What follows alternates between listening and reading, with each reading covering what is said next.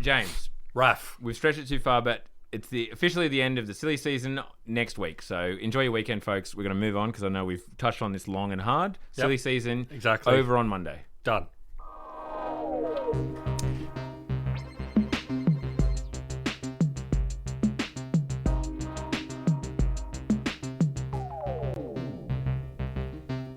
James. Raf.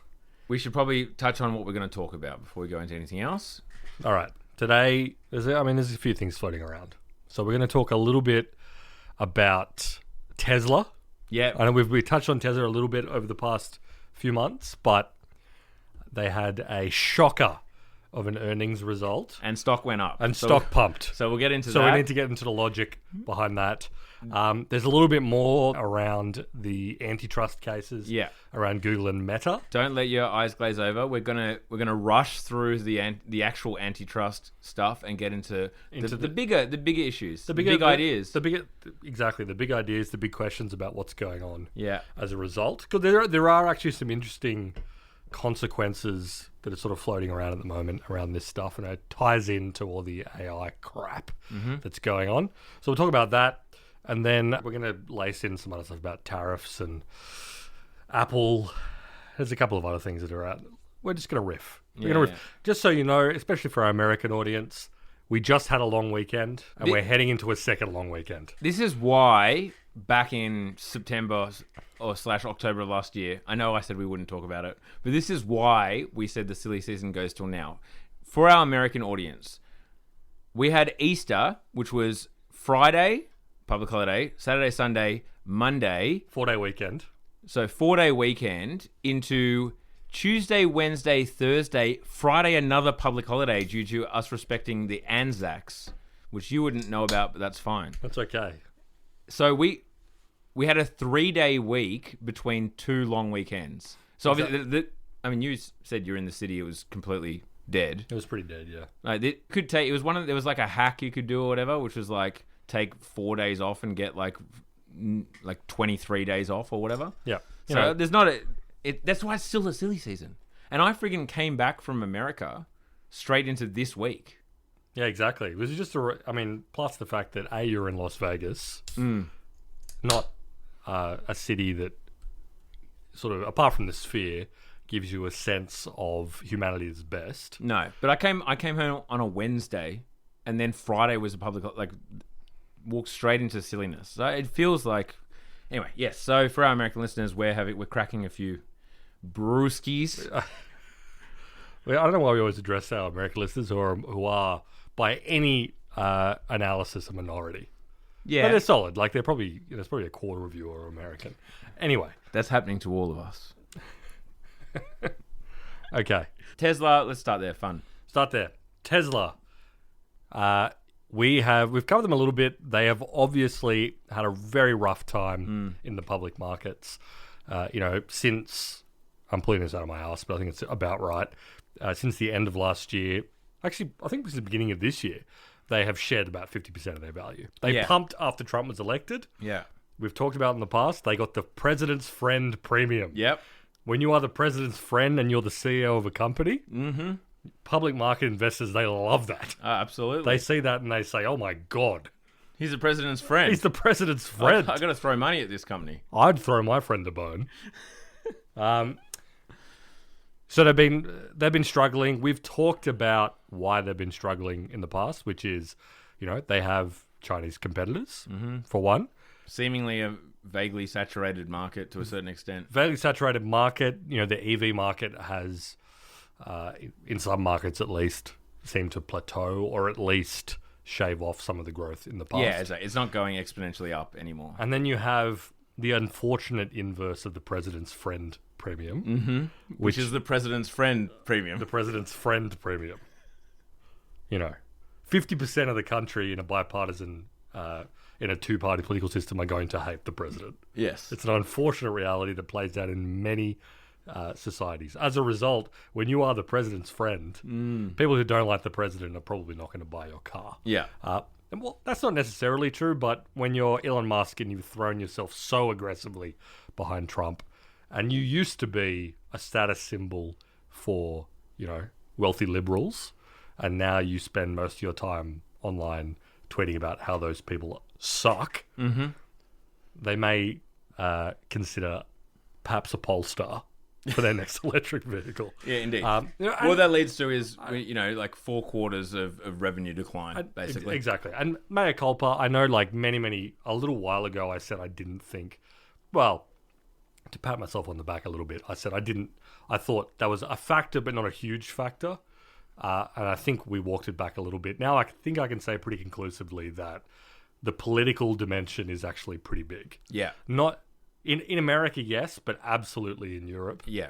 Where, Trump is a completely toxic brand. Tesla orders have completely fallen off a cliff. They've fallen off a cliff. And I mean, brand is important. It's important. Would you believe? Brand is important. To the point that, and Tesla have said it. They said it in their investor letter as part of their earnings. They pointed to 2 things. One, tariffs as weighing on future performance. I mean, of anyone, they're probably the most protected. They're probably the most protected, but they're not Still. immune because a lot they manufacture their final assembly of their American sold cars is in California. Or a lot of them are, but they also import a lot of parts from Mexico. So, they're going to be affected. And China is a big-ish market of theirs. China's a big market. All that kind of stuff. But Tesla in their investor letter pointed to tariffs as weighing on future performance, but also, as they called it, shifting or changing political environment. So no one expected much from this quarterly earnings. In fact, it was widely regarded like these are going to be terrible earnings. They shocked to the underside. They were worse. They were worse than even the most bearish people predicted. And Tesla stock is up 6 or 7% on the news. Yeah. So net income was down 71% year on year, which is pretty bad. Yeah. Pretty bad. Revenue shrank. Deliveries came in soft. Not looking particularly good. But yes, the stock pumped. And one of the reasons that the stock, especially, in aftermarket trading the day of, is that Elon Musk, when he was on the investor call, said, I'm coming back to focus on Tesla full time, or at least mostly full time. And he's only dedicating 2 days a week to his extracurriculars in the American government at the Department of Government Efficiency, which was always time-bound. He was only ever going to do that because he was hired as a temporary government. I can't remember what the name of it is, but it's literally... He's a contractor. It's time-bound in statute. It can only work there for 100 and something days or whatever, as a special government employee, I think is the name of it. So that was going to end at some point anyway. But I think it's fair to say that Tesla investors were getting a little bit antsy that he wasn't spending much time looking after the company. And part of that is because, you may think that he's a genius and that he is like the engine of Tesla and their achievements. That's cool. That is probably true to a certain extent. But the perception that he is like a big stock, a benefit to the stock, the Musk premium. Absolutely. So as we've said before, it doesn't actually... None of these fundamentals matter. None of these quarterly earnings matter. All vibes. It's all vibes. It's all a bet on the future, on this genius doing genius things. And he's going to take us to Mars, therefore buy Tesla. Yeah. This kind of non sequitur. So, Yeah. So when he's coming back, doesn't matter that they've had this shit. In fact, the reason they've had their shittest quarter ever is because he wasn't there. Now he said he's coming back. Jesus has returned. Easter, the fucking rock moved off the cave. He's back. Pump money in. And Tesla is, and this is the other thing, a lot of institutional investors there's been net outflows, but it's like heavily traded retail stock. Yep. It's one of the most traded retail stocks. This isn't Goldman Sachs being like, or JP Morgan being like, Elon's back. Yeah, no. Let's pile back in. In fact, I'm pretty sure JP Morgan's price target is around 50% of what their current price is. Yeah. This is retail Although Making money, man. Making money. Making money. There was, the other one was, the biggest like Tesla bull is like Dan Ives. Well, I was gonna say Kathy Woods, right? But Well, Kathy Wood, but like Dan Ives is like an analyst. He's with Wedbush Securities, and he's the guy who is always on like the business TV, being like, Elon's going to usher in the future. We love Elon. Blah blah blah. Tesla going to 10 trillion. Going to 10 trillion. His price targets were always dramatically above everyone else. Even he, over the past little while, well, he's been very apocalyptic about tariffs, and he said that's going to be he's going to say that that's destructive for the whole tech industry, but also Tesla. And also he was like, the political stuff is really biting. If he stays with Doge, this is going to actually fuck the company. But now, he's sounding a far more positive note now that Elon has said he's going to do it. But which is crazy that we like. It's just totally tens of billions of dollars are moved around on this stuff on a whim. Yeah, although there was an interesting story in the Information Editor feature last weekend, which was about the fact that basically Elon is no longer interested in electric cars. Really, he feels like he's solved the problem. This, and it's cited a lot of people that know him and work at Tesla and whatever. His goal was like kickstarting the EV revolution or whatever, being a forcing function for that. And now he's not really that interested in like figuring out new ways to compete, unless it's something like the Cybertruck, which is so crazy futuristic in his view that it's like worth pursuing. Or humanoid robot. I feel like we mentioned this like 6 months ago, that the rumors and vibes were that all of his energy was with SpaceX. He wants to go to Mars. Like, that excites him. Going to Mars, and he was always posting videos of SpaceX launches, and then he'd randomly post a like Tesla press release, but then back to like SpaceX, and DEI maybe, and whatever then he got into, or whatever. Yeah. God knows what. But like Tesla, it does seem to be like he's kind of bored of it, other than it becoming... Well, he's bored of Tesla as a car company. Of cars. But it's a delicate tightrope to walk, because obviously he's interested in like robots, robo-taxis, autonomy, all that sort of shit. But there are obviously a lot of people that work at Tesla, for one, invest in Tesla, analyze Tesla, who say, that stuff's really cool, and if you can pull it off, that'll be amazing, but you are actually a auto manufacturer. Yes. The reason that Tesla has any value, I guess, is that they do sell cars. Yeah. I know for a while they didn't and still had value, but like there was a period there it's like you got to hand it to them. They're the and you need to keep releasing cars and like bring out earning money. You need to keep earning money. You bring out a new model that people might like. Yeah. With new features people might like. There was always these talk that one of Tesla's missions was to release cheaper and cheaper vehicles so they can compete on the low end of the market. Because, obviously EVs are still phenomenally expensive for the most part, which is a handbrake on adoption, because there are a lot of people who are like, I might get an EV. But not for an extra 10 grand. Not for an extra 10 grand. And then obviously on top of that, you have to think about your charging solutions and all the rest of that bullshit. So, why don't I just get a Toyota Corolla? A beautiful, reliable Toyota Corolla. Anyway, so but he doesn't care about that shit. He doesn't care about nailing a price point for a mid-market SUV, or mid-market, like one of those fake SUV kind of family EVs. That's a slightly exactly. He's interested in autonomy, robots, and then maybe doing statement stuff like the Cybertruck, which by all reports seems to have not done very well.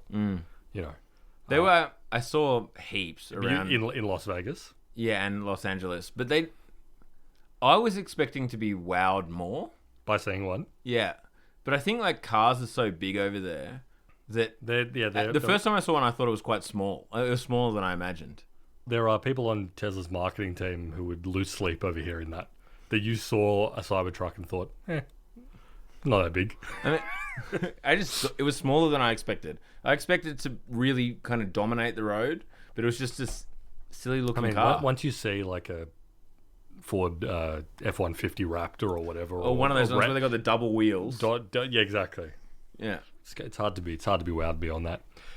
But anyway, so they're in that weird middle position where it's kind of like the stock price is It's still priced absurdly, even Yeah. though it's taken a huge haircut. And people are obviously expecting Elon's going to help us usher in, you know, Question mark. autonomy robots. Yeah. Exactly. And he's, as part of this investor call, he was like, still making crazy promises about when there were going to be a ton of robo-taxis on the road. Well, Like apparently, next year. apparently they've launched their Tesla employee-only robo-taxi program, which is, it's just like a Tesla with someone in the driver's seat not touching the wheel, and you get in the back. It's like Uber, but the person isn't touching the wheel unless it tells them they have to touch the wheel or they have to take over, which happens, obviously. But they are apparently testing that. And I will say, well, actually, no, my thesis still holds. Having ridden Waymos Yep. in LA, they feel great. They feel fucking great. Yep. And it's a great experience. Oh, so you did ride it. You rode a Waymo in... Oh, Yeah. yeah, that's right. You sent me a video of it. I rode a Waymo. They feel great, but also my key thing with this is it was a Jaguar. Yep. They are so expensive. I don't understand how you make money on putting $180,000 car out there on the road to charge $12 for rides. Yeah. I mean, you do if your parent company is Alphabet. I do get that. But anyway, whatever. We've talked about autonomous cars. We're talking about what the thesis is. Cars. Anything to do with cars. And if you're not Uber, where it's we don't have assets and we're just the arbitrage market.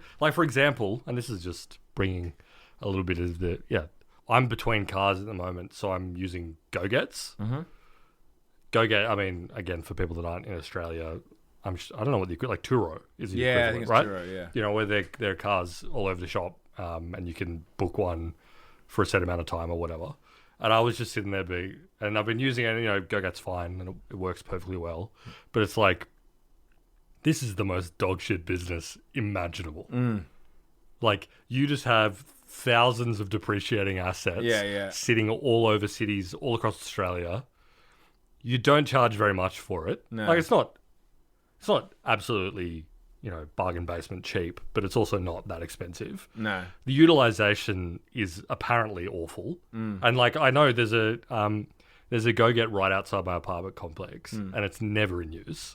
And apparently the average is 80% unutilized for every one of those vehicles. Yeah, right. You need to have people come through and clean them and make sure they're looked after. I mean, I use the van near our house Yep. when I need to pick up something big. Yep. It has a huge dent and scrape down the side of Yep. it that's been there a year and a half. They haven't fixed it. And I'm every time I get it, am I supposed to take a photo of the... Yeah, you're supposed to... And and mention issues with it. I've stopped doing it, but I'm worried one day they'll be you scratched the van. Yeah, totally. You put a huge dig in. Totally. It's just Go-Get in Australia at least is an old business. It's 20 years old. And they were pretty... I think they started in Newtown, actually. Their very first cars they had were in Newtown. And now they're all over Australia. But, apparently a profitable business. But it has an app and everything. So it makes it seem it's not tech, though, at all. It's a distributed car rental business. Yeah. Anyway. It's fine. It's a fine service. It's fine thing. It's fine. It's annoying though, and you can tell always they're trying to they play with their model and they try and work out. They try and push you towards subscriptions and all that stuff. Classic, whatever. But point being, yes, cars. When you have to buy physical things, this is no longer a software zero marginal cost business. Yep. This is things in the real world. And not only are you buying things, you're buying some of the most expensive things that can be purchased. That go wrong probably the most. That fail constantly. And not only that, you're getting those things and putting in them people who don't give a fuck about Who don't give a fuck about the product at all, and they're possibly taking them because they're... And in fact, that's one of the selling points is I don't have to care about this car. I've got insurance as part of my subscription, and also this asset is depreciating faster than almost anything else you can buy. Yeah. It's losing $1,000 of value every week. Yeah, and also every single time they fuck up even marginally, it's the most heavily scrutinized thing ever. If an autonomous vehicle gets hit by another car, like it will be newspaper news. Yeah, It's a tough business. As well as we've said before, like at the end of the day, the business model is pretty simple. You could probably draw a chart, which is at what point does it become cheaper to create an autonomous vehicle than it is to pay them a wage only when they're, or give them a percentage of rides in their own car. Yeah, totally. I Like, mean, again, that's the chart. I mean, this is why all the sharing economy businesses, whether it was Uber or Airbnb or whatever, this is why the decks look so good. Yeah. Because it was like, we'll take on a little bit of the responsibility on the like asset side, in the sense that, like, if you want to drive Uber, you need to go through all, like, the process of having your vehicle approved and all that kind of stuff. But if they're not sitting on our balance sheet, we don't have to worry about depreciation and tax and amortization and whatever. Fucking petrol. Exactly. I don't know what's to do with Uber and petrol at the moment. Like, they reimburse, right? Do they? No, No. You just have to factor in petrol into your. No. Whereas, into the like, cost. Go Get, you have to fill up the car. Yeah, and every single time I've ever been in a Go Get, when I pick, because if it goes below a quarter, you have to fill it refill up. it. It's always sitting on a quarter. Yeah. And also, like, they give you, like, the card is... Yeah, and you have to go in like a moron and be like, I don't know how this works. Yeah, exactly. And, like, actually, I used it the other day, and I went into, obviously, a random independent petrol station, and they were like, we don't accept that. Oh, so you have to And pay you have to and then reimburse. Get it reimbursed. And they reimburse you via credits for a future Go Get booking, unless you go through another process. Yeah. This is how... Oh, actually, I went through and I looked at it. I was like, how much does Go Get make? And then apparently, like, they made like 20 million revenue or something. Was like something that was reported at least in the last few years, which is nothing business. No, not when your capex is so huge and your depreciation is so massive. Yeah. Anyway, so cars, Elon Musk. I can see, like, it would be nice to have a future where we own nothing and we were happy. Insofar as, like, cars, it would be nice to just Waymo around everywhere. But I think, I actually think it would be nice. It is one of those... Cars are obviously, like, one of the most emotional product purchases that exist. People that don't care about anything else, like product and technology-wise, whatever, love their fucking cars. They're emotionally attached to their cars. And they're also emotionally attached to, like... There's a degree of, like, liberty with cars where if you own one, be able to get in it and be like, I'm going to somewhere a point that's 300 kilometers away from where I am right now, and I can choose to do that. There's no fuck around. I can just do it. That is the dream. That's the advertising campaign. It's like freedom. Freedom. Car is freedom. You can do and whatever that's why you want. Americans fucking love them. Every man is a king in his own car. Yeah. And then all the other psychological bullshit gets piled on, and you end up with, like, giant luxury tanks where it's like nothing can ever intrude on my perfect life. We and the vehicle is so far off the road I can't even see anyone. No. So we because we were trying to get into American mindset, we hired a Tahoe. We drove from Vegas to LA. Yeah. So I've never done the drive before, and it was fun. Huge car. Yeah. It makes, again, a Cybertruck look like a 2-door hatchback.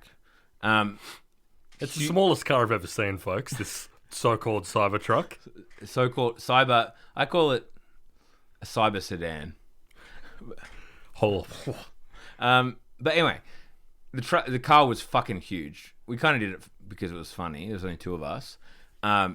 Enormous, but to the point where for me to reach, I was in the passenger for most of it. I didn't want to drive the beast. For me to reach the volume knob. Oh, okay. Here are all the things about it. It's like so impractical. So the huge screen that obviously every car now has, because the car is so wide, the screen has to be tilted towards the driver. So as a passenger, for me to reach the volume, I had to, like, strain against my seatbelt and fully reach out. I'm reaching. You can probably hear from my voice, it's further away. I had to, like, fully reach out. It was uncomfortable. It was like doing exercise in order to reach the volume knob. And, like, even for the driver on the maps, you have to reach so far over to like hit the edge of the screen when you want certain things on it. It's completely impractical. But also, I noticed like the fact that they have to point the your huge dash, like infotainment thing towards the driver because of the like width of the car makes it this really like individualistic. Like it's all aimed at the driver because it has to be, I guess. You know, the driver's obviously always there, but it completely fucks the car up. Like as a passenger, you feel like the screen is facing away from, it's aiming away from you. Yeah. Because it has to, because otherwise it would be way too far away from the driver and you just have a screen kind of sitting there. Completely impractical. Just insane. Fun, don't get me wrong. That said, I will say the driver in question, you know, knowing exactly where he was in the lanes at all times was a challenge, and fair enough. I would have experienced the same. Yep. But yeah, I mean, you weren't driving? No, I didn't. I wasn't going to drive that thing. No. Let alone park. And we went up to the Hollywood Hills and everything to go to it. Oh. Actually, we did I say this on the last podcast? Maybe I just told you. Our friend is working with some producers in the Hollywood Hills, whatever. Like there's this big kind of studio. It's just like a mansion in the hills. And we were meeting him. He said, come over, whatever.